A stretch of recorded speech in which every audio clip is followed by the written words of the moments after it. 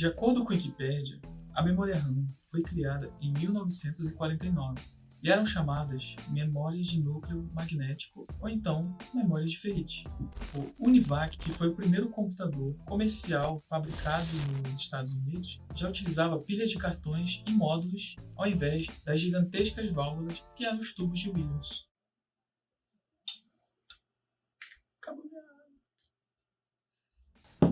A memória de ferrite possuía anéis de ferrite, por isso o nome, e eles eram apelidados de donuts, com fios passando em seu interior, fazendo assim uma espécie de malha de cobre, que era protegida por uma chapa metálica.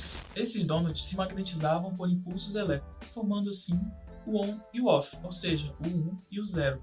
E existiam 1024 dessas rosquinhas em cada memória, já que elas representavam um bit de informação, e cada placa armazenava apenas 50 bytes de informação.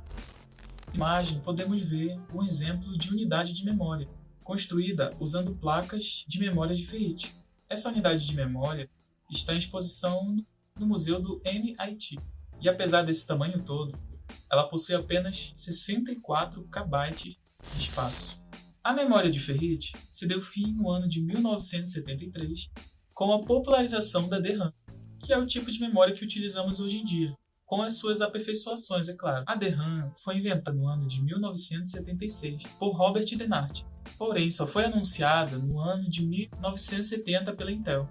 E agora que você conheceu um pouco como surgiram as memórias RAM, vamos ver como é que elas funcionam hoje. O nome RAM quer dizer memória de acesso aleatório, ou seja, cada parte dos módulos pode gravar as informações de forma aleatória. Olha só, aqui temos o módulo de memória e aqui dentro vai ter os chips de memória, que são esses pretos. E dentro de cada chip, a gente tem as matrizes com linhas e colunas.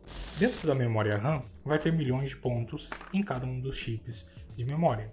Quando vem um processador e ele precisa gravar alguma informação, ele se comunica através do barramento do processador e ele pode se comunicar com cada ponto dessa matriz para ler ou gravar informações. Então imagine que nessa matriz terão pontos aleatórios. Os pontos brancos são informações que já estão gravadas na memória RAM do programa que você está executando. Os pontos amarelos é como se estivesse lendo alguma informação e os pontos em vermelho serão novos dados sendo gravados, trabalhando de forma totalmente aleatória. É claro que dentro do módulo de memória vai ter muito mais pontos gravados e acumulados de forma próxima, mas ele não necessariamente precisa gravar um atrás do outro, porque isso talvez complicaria um pouco o funcionamento da memória. Dentro de cada ponto do nosso chip de memória, a gente tem capacitores e transistores. Cada um dos pontos vai ter acesso a esse tipo de configuração. Um capacitor serve para armazenar os dados, enquanto o transistor serve para mudar o estado do capacitor,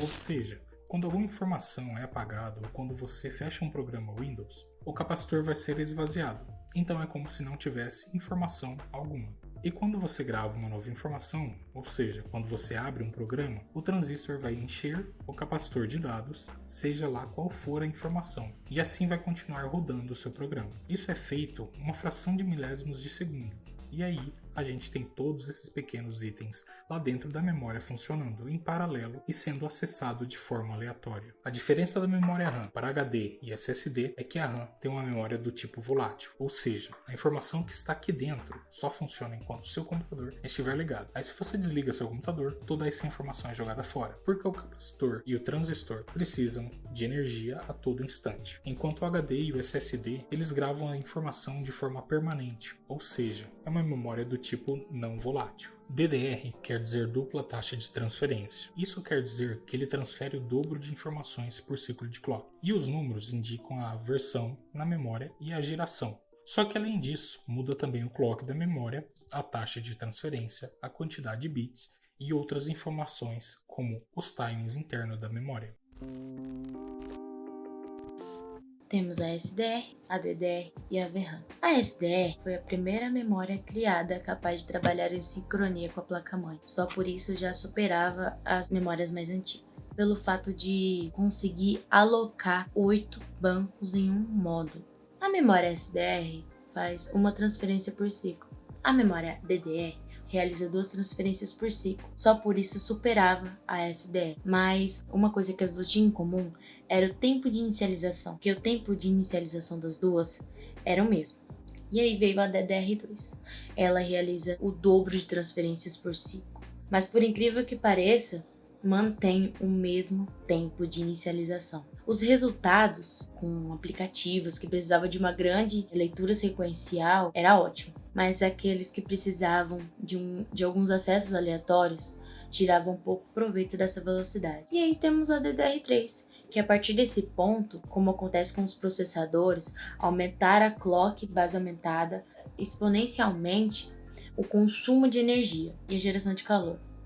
Então a solução mais efetiva foi dobrar novamente a quantidade de transferências por ciclo. Se o tempo de acesso continuasse o mesmo, as memórias DDR3 não ofereciam uma grande vantagem em relação à DDR2. E aí vem a DDR4, que em 2015 foi prevista para se tornar padrão, e agora em 2021 é padrão. Quase todos têm memória DDR4.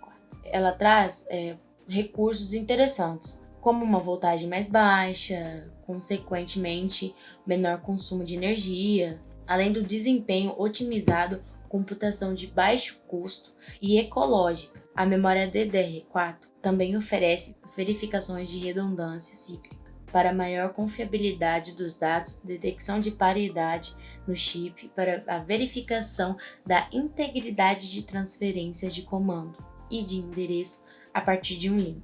E aí temos a VRAM.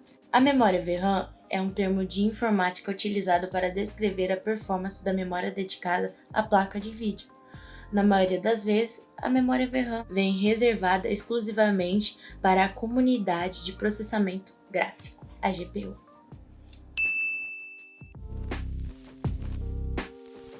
Por que o processador precisa de comunicação com a RAM? O estágio em que o CPU leva a próxima instrução para executar da RAM é chamado de FET, e é um dos 3 estágios que compõem um ciclo de instrução. Cada processador possui uma série de registros conectados entre si, que servem para capturar a seguinte instrução são eles. Contador de programa, o PC aponta para a próxima linha de memória onde a próxima instrução do processador está localizada. Segundo, o registro de endereço de memória. O MAR copia o conteúdo do PC e o envia para a RAM, através dos pinos de endereço da CPU, que são conectados aos pinos de endereço da RAM. Terceiro, o registro de dados de memória. Se a instrução for lida, então a RAM irá transmitir através de seu barramento de dados o conteúdo do endereço de memória para o qual o MAR estava apontando. Quarto, o registro de instrução. A instrução é copiada para o registrador de instruções, de onde a unidade de controle irá descriptografá-la para saber como realizar a instrução. A comunicação entre a RAM e a CPU. A comunicação entre a RAM e a CPU depende de que seja feita corretamente, ou seja, os dados corretos sejam enviados no sentido correto, no banco de memória correto. Portanto, toda a memória RAM tem uma janela de oportunidade, que é o momento em que as diferentes operações podem ser realizadas. Essas devem ser realizadas em horários específicos e seguindo este processo. Selecionar a coluna, seleciona a linha e transmissão de dados. Para isso, uma série de pinos especiais são usados, o Write Enable, mas os outros 2 são os seguintes. Strobe de acesso à coluna. Esse pino é ativado quando indicamos à memória RAM que estamos indicando a coluna que desejamos acessar. E o estroboscópio de acesso à linha. Esse pino é ativado quando indicamos para a memória RAM que estamos indicando a linha que queremos acessar. E é assim que acontece a comunicação entre a memória RAM e a CPU, através de janelas de oportunidade extremamente específicas.